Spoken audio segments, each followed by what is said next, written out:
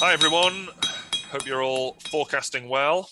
I'm here today with BJ in Colorado, who's been a Forecast Forge user for probably about 6 months now, maybe a bit less than Sounds about that. right. And we're going to talk a bit about what he's been doing with the tool. So if we can start off, BJ, with just you telling everyone a bit about yourself, with a little bit about yourself and what you do for work. My name is BJ Enoch. I am the director of digital marketing for an organization called the CE Shop, based in Denver, Colorado. And previously was working as a director of SEO and digital director on the agency side. And we stumbled across Forecast Forge, I think, via Twitter, is how I found out about this and found out about you. And in my previous role, started using Forecast Forge really to try to do some PR metrics that we were looking at, where we were trying to line up lead flow, traffic, and a few other things based on the PR hits that we were having. So is that And PR like press mentions sort of thing? I'm not very it familiar with was PR, but what the PR mentions it was that we would have. I was working for a sports marketing group at the time, and we would have. We knew that we would have an article featuring us going out in ESPN on Tuesday, and we had enough historical data that we were able to forecast out and look at. All right, if we have an article going out in ESPN. Chances are we're going to get this amount of traffic, this amount of leads from it. Here's the staff we need to handle that, and worked out very, very well. Great. Well, I'm really glad to hear that, and that's not an area that I am at all familiar with. So I'm also really pleased to hear that the tool has enough flexibility to cope with things like PR that is not my bag at all. And what are you using it for at the moment? What sort of clients are you working with? So PPC is the big focus of what I'm using it for right now. And I have several instances where we have seasonal things where something that happened in 2019 didn't happen in 2020, but it's going to happen in 2021. And looking at large scale data sets with very, very large spends. And we're having to read the future basically to try to make to make business decisions about what are we going to do with spend, what are we going to do with product lines, all through there. And really ran into, I tried it at first with just doing, here was the date, here was the spend, here was the conversion value, and did that for Google, Bing, AdRoll, and got some pretty wild numbers. And as we started adding regressor values into that, we've gotten it incredibly accurate. So I'm now up to 5 regressor values for each date, and had to get a little creative with how we come up with those regressor values. Love that. Um, we were thinking like, all right, well, what kind of creative? yeah, we were thinking, okay, we can have the number of events that are supposed to happen this month. What else can we do? We went, well, let's get what is on a scale of 1 to 10, how valuable are these events, and apply that retroactively. And then we looked at what's our discount code for any of these days. That becomes a regressor value. And then day of the week, that becomes a regressor value. And then even in some cases, you can tie parts to what's happening in the world, lockdown versus non-lockdown. I was going And to I think ask about lockdown with your when you mentioned events that happened in 2019 and didn't in 2020 and then will again. Is that all COVID related, or are they? that is all COVID related. And the lockdown versus non-lockdown was an idea I got from you, actually, I believe. How are you finding that in the States? Because in the UK it's fairly easy because we tend to work on a much more national level. But for you guys, like, you have some states do one thing and some states do another thing, and it just seems like a really complicated mess.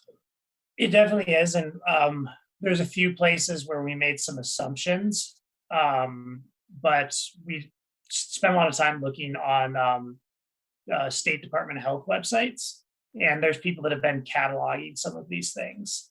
and we were able to apply those on a daily basis for it. Oh, that sounds really useful. I'll have to get a link to some of that data Yeah. from you, because I think there's a lot of people who might you know it's a real bit of work to find out, like, oh well, this is when California was locked down, and this is when Florida was locked down, and what the different rules are in between. Yeah, that's definitely made a difference. And the result of getting those, with all of our state regressor values in there now, the last major forecast I ran, because I'm trying to forecast all of 2021 for the remainder of the year. And the forecast that I did in the end of March that I did for May is within $1,000 now of the actual value. So we're around 1.5% Wow. accuracy to that. That's really good. It's been very, very impressive. So that's with data up until March, and then for May so far. Correct. For the month to date, we're within about 1.5%, and so that gives us a high degree of confidence to use Forecast Forge as our primary method of evaluating spend and conversions and revenue for most of the year.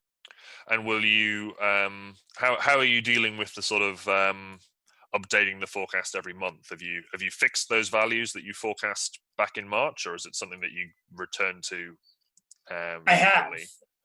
I have, and I have set up. I'm sure there is somebody who's out there who's so much smarter than me that's going to devise a better system. But I have been using Supermetrics and running an automated query for each of my channels, and then using import range to pull all of that into a Forecast Forge sheet. Yeah. And then all I have to do is come in and basically update my forecast, and it will run for me. No, that's really good to hear. So it almost updates automatically, or at least trying to get it there. Once you've figured out the regressors and the things that you want to input into the forecast, updating exactly is an easy job. Good, and then I suppose 6 months in or something like that, you could do a bigger update job on what new things have we learned since then.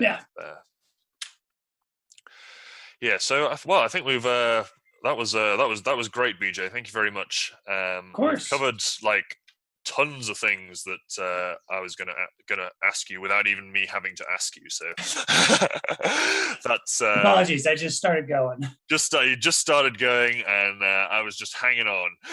So like, no, he's getting to that. I don't even need to say anything. I just for sort of completeness sake, I want to ask if there's anything that hasn't gone well, like any forecasts that haven't worked out very accurate, or things that it's missed or not learned that you think it should have done. The only real challenge I've had with it has been trying to forecast things where we have no consistency to the values. And in that case, looking at some more tertiary channels where there's not a lot of last click attribution revenue contributed to it.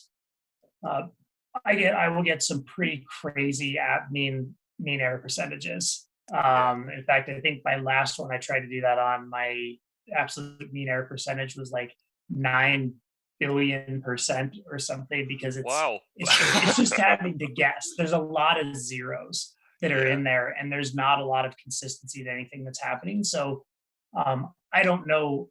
I don't know. That's a weakness of using the mean absolute error percentage as well, is that if you've got a small value in the forecast, then you can get big errors quite quickly. If you forecasted 1 and so if the actual value was 1 and you forecasted 100, then that's like 10,000% error right there. Exactly.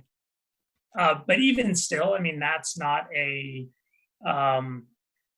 there's no other system out there that you can forecast off of such weird variables and numbers from it. So that's really the only challenge you run into. I've had one issue with a a 500 error that it gave me, and I think you fixed that in less than 12 hours. So I have nothing but good things to say about it. That's a nice coincidence with our time zones. I think you.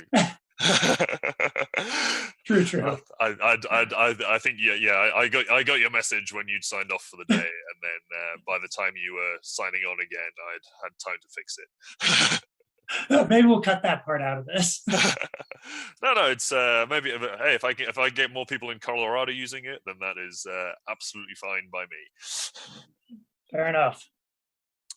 Great. Well, you've said some really nice things, and hopefully given a useful overview for everyone who's watching about what kind of things you can do with forecasting and the steps you've taken to improve your forecasts, which is really interesting. It sounds like you've really embraced the forecast forge methodology and way of improving things there. So I'm really happy to hear all that, and hope that you've been happy to explain it.